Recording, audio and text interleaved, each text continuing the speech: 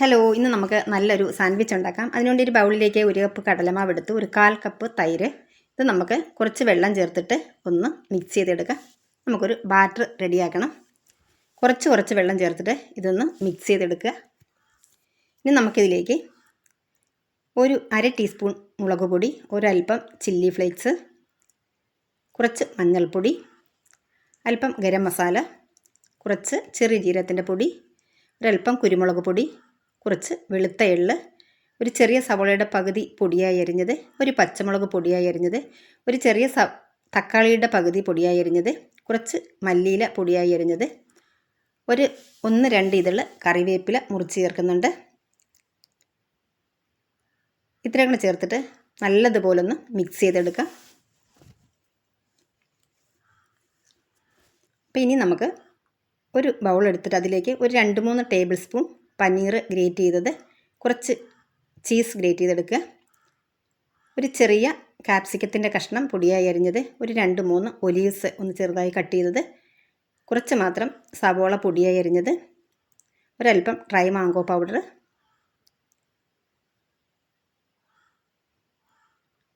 കുറച്ച് മല്ലിയില പൊടിയായി അരിഞ്ഞത്, അല്പം മാത്രം ഉപ്പ് വളരെ കുറച്ച് ചേർത്താൽ മതി. ഡ്രൈ മാംഗോ പൗഡറിലും ഉപ്പുണ്ട്, അതുപോലെ തന്നെ ചീസിലും ഉപ്പുള്ളതാണ്. അപ്പോൾ ഇത് നന്നായിട്ടൊന്ന് മിക്സ് ചെയ്തെടുക്കാം.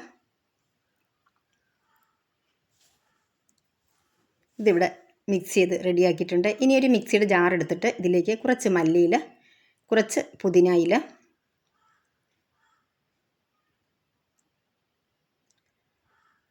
ഒരു കഷ്ണം ഇഞ്ചി ചെറുതായി കട്ട് ചെയ്തത്, 3 പച്ചമുളക്,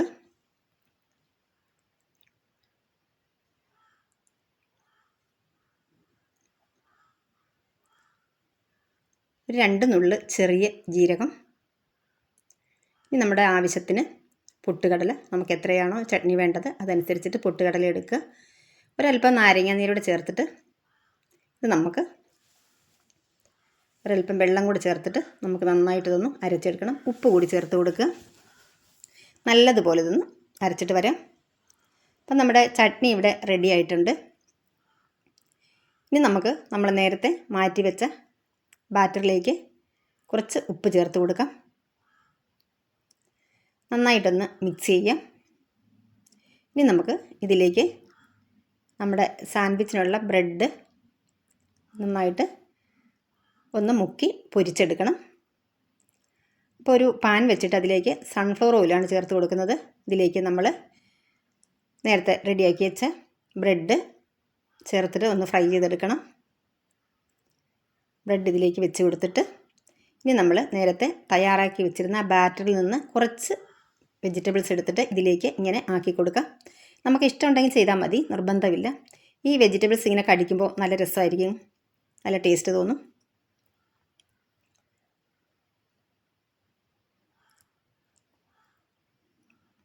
അപ്പോൾ നമ്മുടെ സാൻഡ്വിച്ചിൻ്റെ ഒരു സൈഡ് ഏകദേശം ഫ്രൈ ആയി വന്നിട്ടുണ്ട്. ഇതിന് നമുക്കിതൊന്ന് മറിച്ചിട്ട് കൊടുക്കാം. ഒരു സൈഡ് നന്നായിട്ട് കുക്കായിട്ടുണ്ട്. 2 സാൻഡ്വിച്ചും അങ്ങനെ ഞാൻ മറിച്ചിട്ട് കൊടുത്തിട്ടുണ്ട്. ഇനി നമുക്കിതിലേക്ക് കുറച്ച് ടൊമാറ്റോ കെച്ചപ്പോ ടൊമാറ്റോ സോസോ എന്തെങ്കിലും നമുക്ക് ആക്കി കൊടുക്കാം. ഇതിപ്പോൾ ടൊമാറ്റോ സോസാണ്. നല്ലതുപോലെ ഒന്ന് സ്പ്രെഡ് ചെയ്ത് കൊടുക്കാം.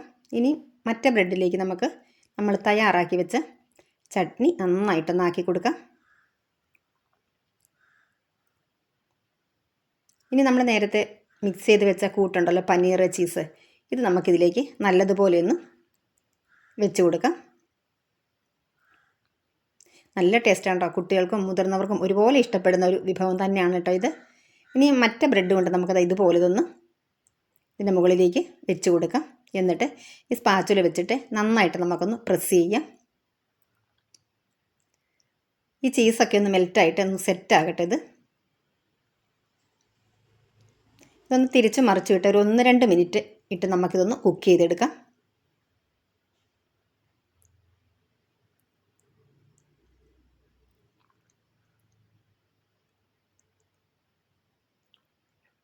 അപ്പോൾ അത് നമ്മുടെ സാൻഡ്വിച്ച് ഇവിടെ റെഡി ആയിട്ടുണ്ട്. ആ ഒരു പീസ് ഇവിടെ റെഡി ആക്കിയിട്ടിട്ടുണ്ട്. എല്ലാ പീസുകളും ഞാനിതുപോലെ ഫ്രൈ ചെയ്തെടുത്തു. ഇതൊന്ന് കുറച്ച് തണുത്തിട്ട് നമുക്കിതൊന്ന് കട്ട് ചെയ്തെടുക്കണം. അപ്പോൾ അതേ സാൻഡ്വിച്ച് ഇവിടെ ഒന്ന് തണുത്തിട്ടുണ്ട്. നമുക്കിതൊന്ന് കട്ട് ചെയ്തെടുക്കാം.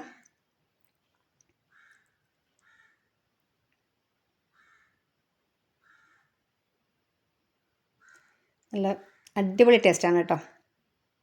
ചീസൊക്കെ നന്നായിട്ട് മെൽറ്റായി വന്നിട്ടുണ്ട്. അപ്പോൾ ഇന്നത്തെ വീഡിയോ ഇഷ്ടമായെന്ന് വിചാരിക്കുന്നു. ഇഷ്ടമായിട്ടുണ്ടെങ്കിൽ നമ്മുടെ ചാനൽ സബ്സ്ക്രൈബ് ചെയ്യാനും ലൈക്ക് ചെയ്യാനും ഷെയർ ചെയ്യാനും മറന്നു പോകരുത്. താങ്ക്